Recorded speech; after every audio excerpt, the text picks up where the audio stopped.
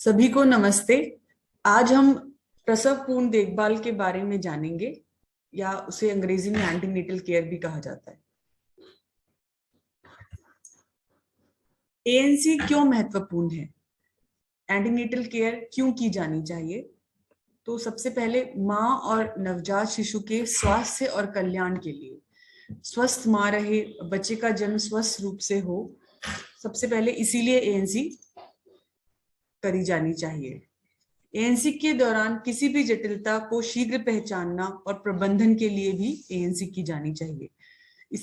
इससे हम माँ की मृत्यु या शिशु की मृत्यु को बचा सकते हैं।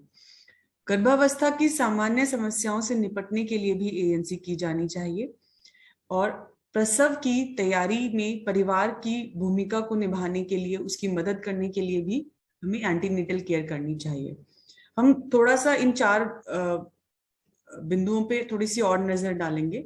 जैसे कि हमने कहा कि माँ और नवजात शिशु के स्वास्थ्य और कल्याण के लिए हमें एएनसी करनी चाहिए। तो इसके दौरान दी जाने वाली जो सामान्य स्वास्थ्य सेवाएं हैं, जैसे कि माँ को आयरन फॉलिक एसिड देना, माँ को टीटी इंजेक्शन देना ताकि गंभीर टेटनस रोग से बचाया जा सके शिशु को, आहार और विश्राम के बारे में माँ को परामर्श देना। दूसरी जो कारण है जिससे हम एएनसी करते हैं, जैसे जटिलताओं को पहचानना, जैसे जटिलताएं अनीमिया, हाई बीपी, एंटीनेटल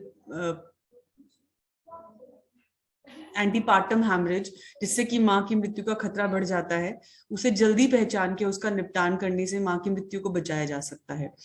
गर्भावस्था की सामान्य समस्याओं से निपटने में माँ की मदद करना, ताकि वह उसकी गर्भावस्था एक स्वस्थ रूप से जा सके। जैसे कि सुबह उल्टी होना, कुछ महिलाओं में उल्टी बहुत ज्यादा होती है तो उसका निपटान करना, पीठ दर्द होना या थकान होना, तो उसमें सलाह के द्वारा या काउंसलिंग के द्वारा माँ को समझाना।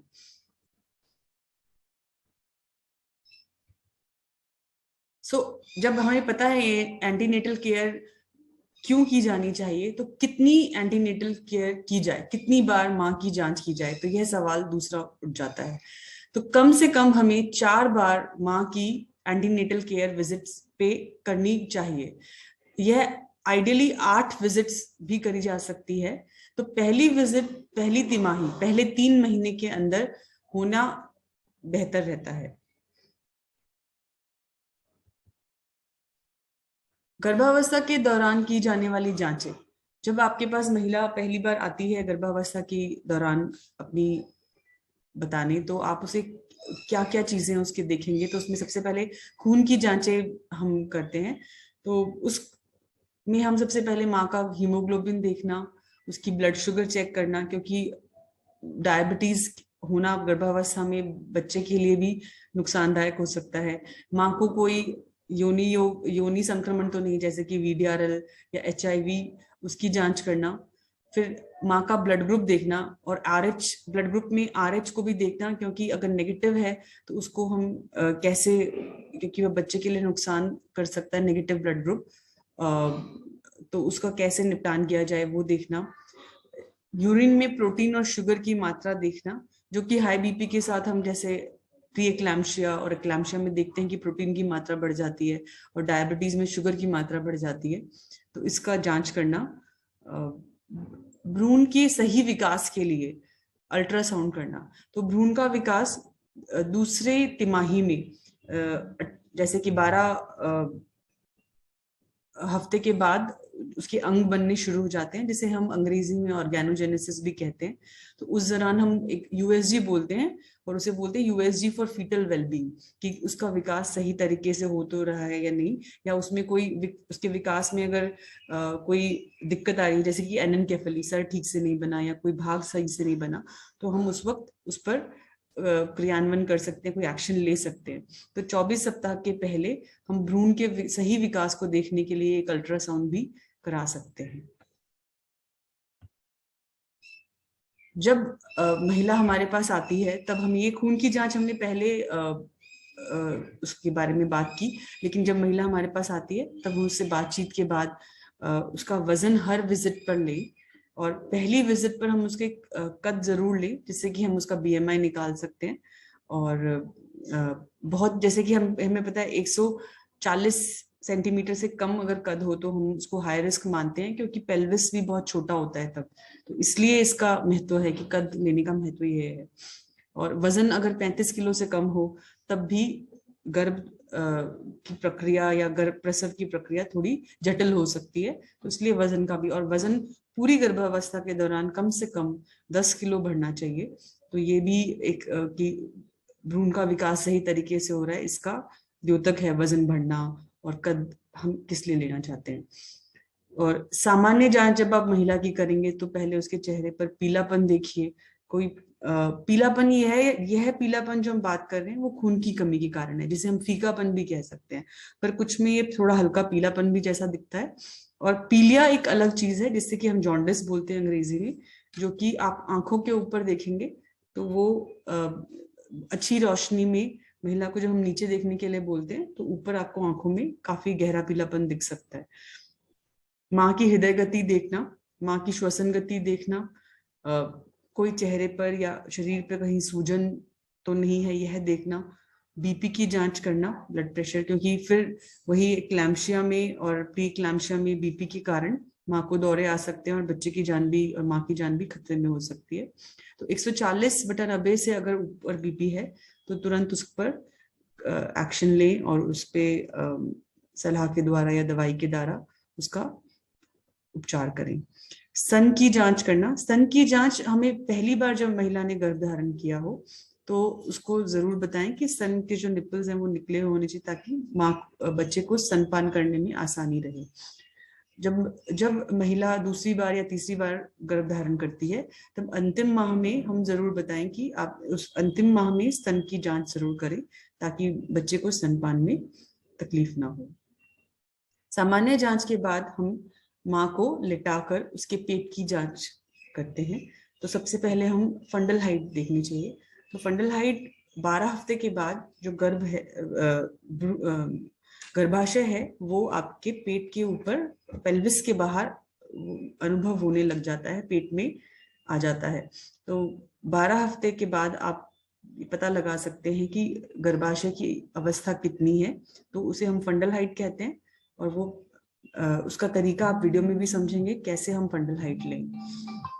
तो उसके बाद हम भ्रूण की स्थिति देखें, जो कि हम 32 हफ्ते के बाद देखते हैं, 8 महीने के बाद, कि भ्रूण की स्थिति सर नीचे है या पांव नीचे है, जिसे हम ब्रीच कहते हैं। तो वो हम पेट की जांच करके पता लगा सकते हैं कि भ्रूण की स्थिति क्या है। फिर हम फीटल हार्ट रेट कहते हैं, जिसे भ्रूण की हार्ट रेट कहा गया है यहाँ पे। फीटल हार्ट रेट देखें, जहाँ की डॉपलर से हम फीटल हार्ट रेट ले सकते हैं। सामान्य फीटल हार्ट रेट 120 से 160 के बीच में रहती है।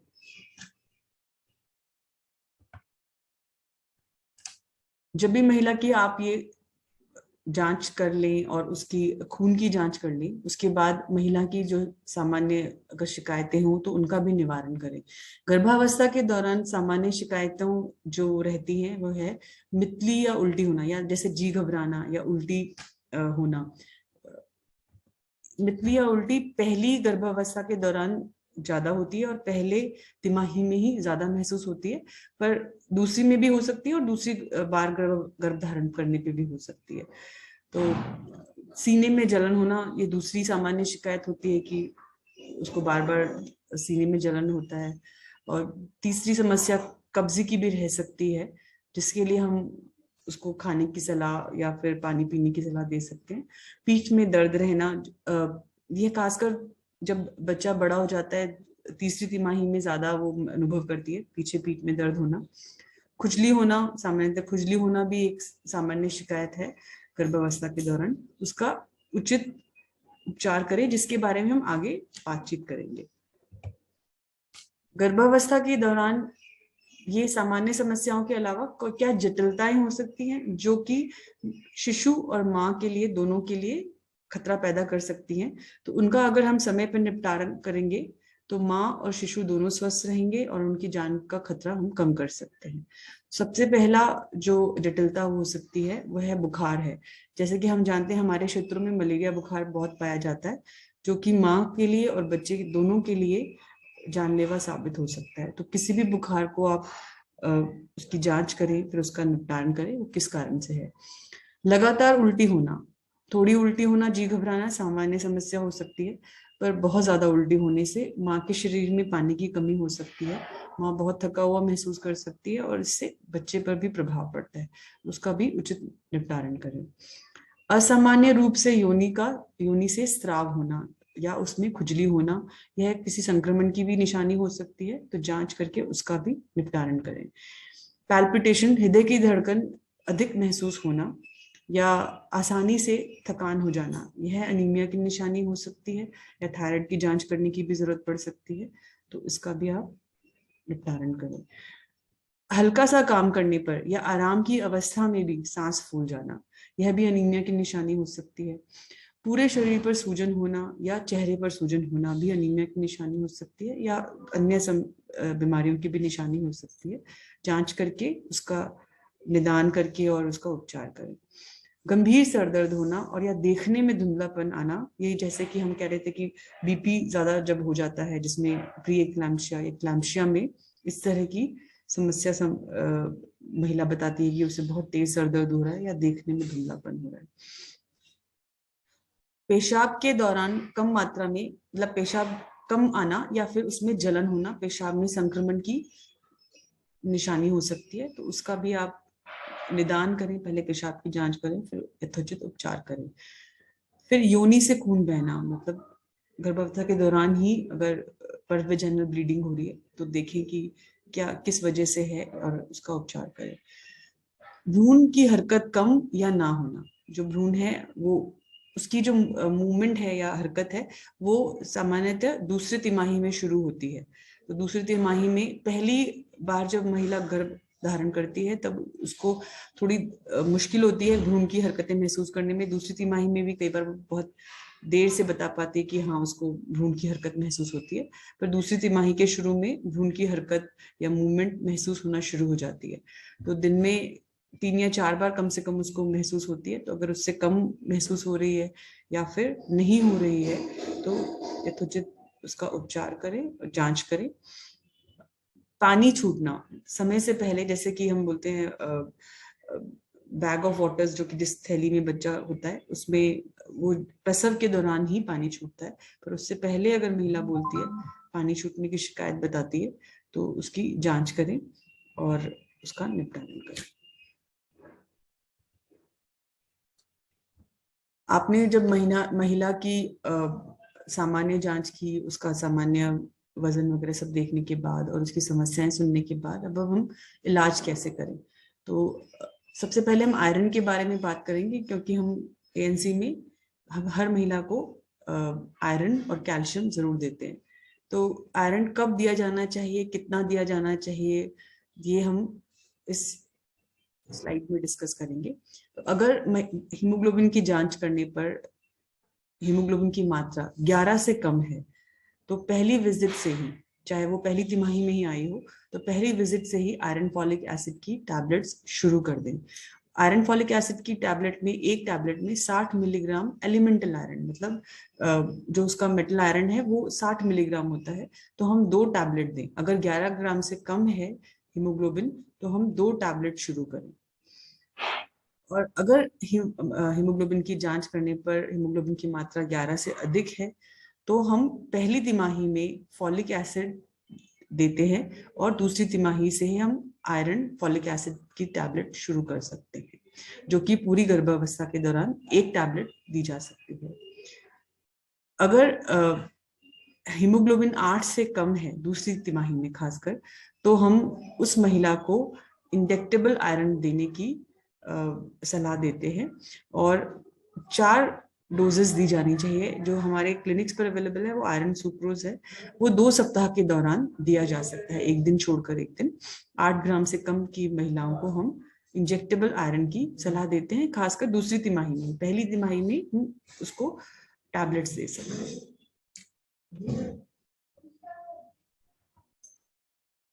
तो जब हमने ये पता लग गया कि हमें आयरन देना है, कितना देना है, तो अब हम इस स्लाइड में ये डिस्कस करेंगे कि हम आयरन कैसे दें। तो आयरन भोजन के साथ या चाय के साथ या कैल्शियम टैबलेट के साथ ना लें, क्योंकि इससे आयरन की एब्जॉर्प्शन या शरीर से खून में पहुंचने में दिक्कत होती है। तो हम आयरन को भोजन, चाय या कैल्शियम के साथ ना लें। सलाह दें कि ये महिला को कि वह भोजन के साथ या चाय के साथ या कैल्शियम के साथ ना लें। आयरन को भोजन के 2 घंटे बाद लिया जाना चाहिए। आइडियली हम महिला को ये बोल सकते हैं कि जब वो रात का खाना खाती है तो उसको सोने से पहले आयरन ले ले। जिस महिला का हीमोग्लोबिन 11 से कम हो तो हम आयरन शुरू करने के 1 महीने बाद हीमोग्लोबिन को जांच दोबारा कर सकते हैं। एक बार जब हीमोग्लोबिन 11 से अधिक हो जाता है तो हम आयरन को बीडी से ओडी कर सकते हैं। आयरन की मात्रा जानने के बाद, आयरन को कैसे दिया जानने के बाद, अब हम कैल्शियम की बात करेंगे। तो कैल्शियम कब शुरू करना चाहिए? कैल्शियम दूसरी तिमाही में शुरू करना चाहिए, यानी 12 हफ्तों के बाद शुरू किया जाना चाहिए। कैल्शियम की एक गोली में 500 मिलीग्राम कैल्शियम और 250 इंटरनेशनल यूनिट विटामिन डी होता है। तो पूरी गर्भावस्था के दौरान आप 2 टैबलेट कैल्शियम की दें, और यह कैल्शियम आप प्रसव के बाद भी 6 महीने तक जारी रखें। कैल्शियम हम भोजन के बाद लेने की सलाह दे सकते हैं। कैल्शियम को आयरन के साथ ना लेने की सलाह जरूर दें। आयरन कैल्शियम लेने के बाद हम टीटी के इंजेक्शन कब दिए जाएं, कितने दिए जाएं, ये बात करेंगे। तो टीटी के इंजेक्शन हम 2 डोजेस देते हैं। तो पहला टीका हम पहली विजिट पर ही देते हैं और दूसरा टीका उस टीका लगाने के 4 सप्ताह के बाद दिया जाना चाहिए। यदि महिला तीसरी तिमाही में 38 हफ्ता के बाद आती है और तब पहला टीका दिया जाता है, तो दूसरा टीका प्रसव के बाद भी दिया जा सकता है, पर वह पहले टीके के 4 सप्ताह के बाद ही हो। और अगर महिला 3 साल के भीतर पिछली गर्भावस्था में 2 टीके लगा चुकी है तो इस गर्भावस्था में उसे एक ही टीका दिया जाना चाहिए, जो कि जो पहली विजिट है उसी पर उसको वो टीटी का टीका लगा दें। तो अगर 3 साल के भीतर माँ को 2 टीके लग चुके हैं तो इस गर्भावस्था में आप उसे सिर्फ एक ही टीका दें।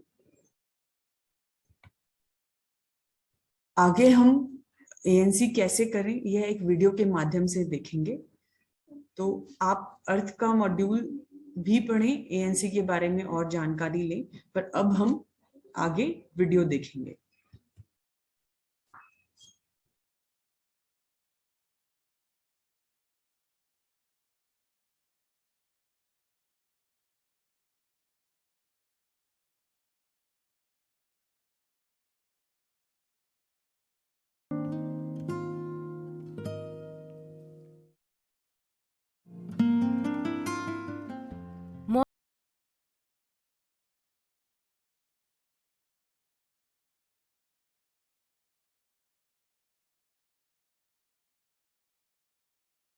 इन विषयों पर चर्चा कर सकेंगे।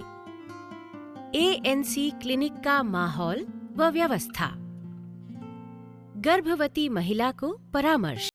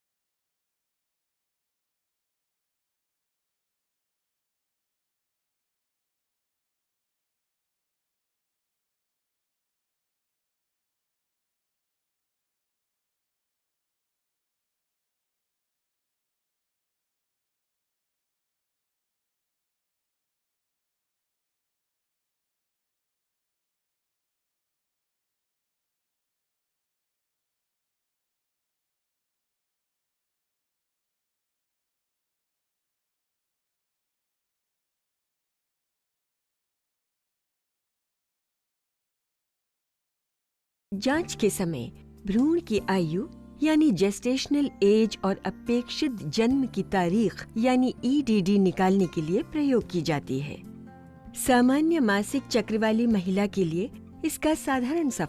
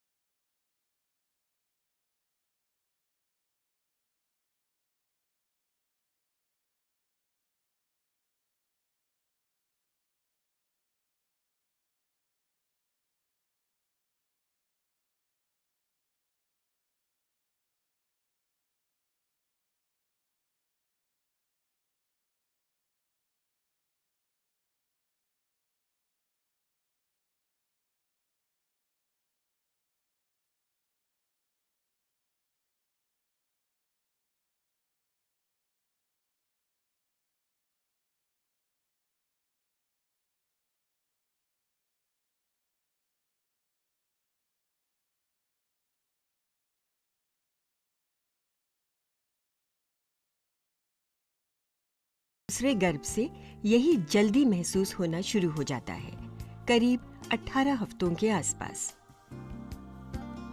ज्योति, तुम्हारे बच्चे की धड़कन देख लेते हैं।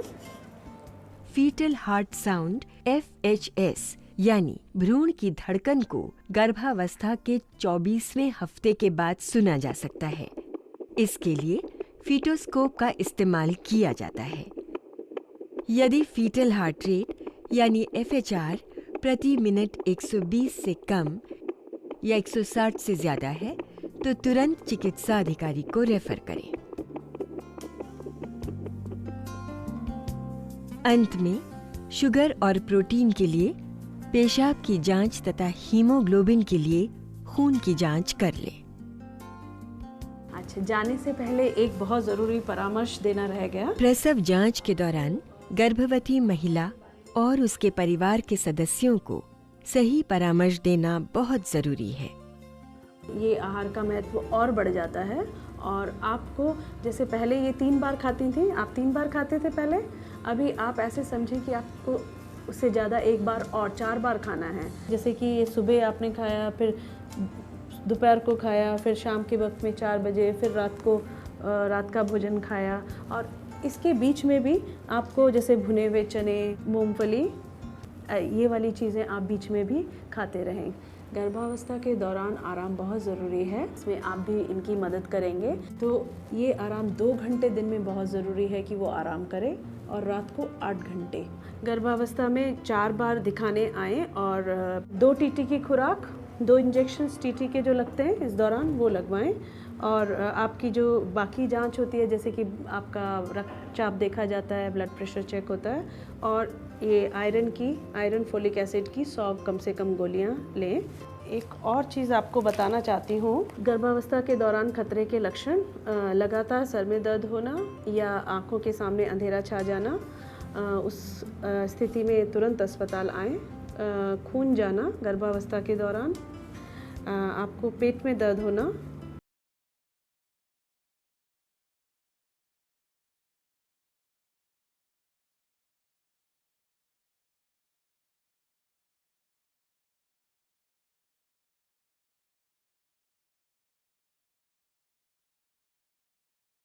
एम्बुलेंस का नंबर या ड्राइवर का नंबर अपने पास रखें। जब आपका बच्चा पैदा हो जाएगा उसके बाद आपको स्तनपान उसको ज़रूर कराना है। स्तनपान का बहुत महत्व है, वो बहुत सारी बीमारियों से आपके बच्चे को बचाता है। और आप जितनी जल्दी दूध पिलाएंगी, 1 घंटे के अंदर अंदर दूध पिलाने से बच्चा दूध पीना बहुत अच्छा सीख जाता है।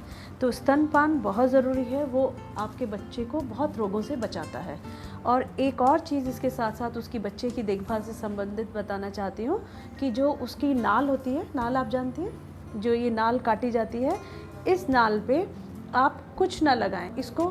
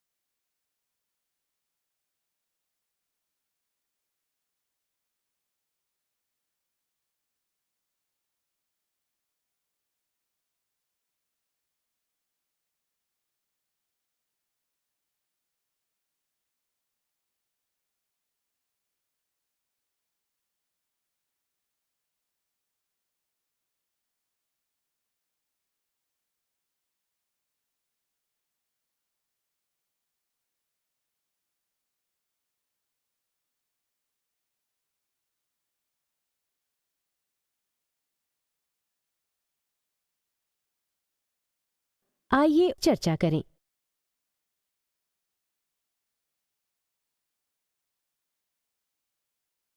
आइए चर्चा करें।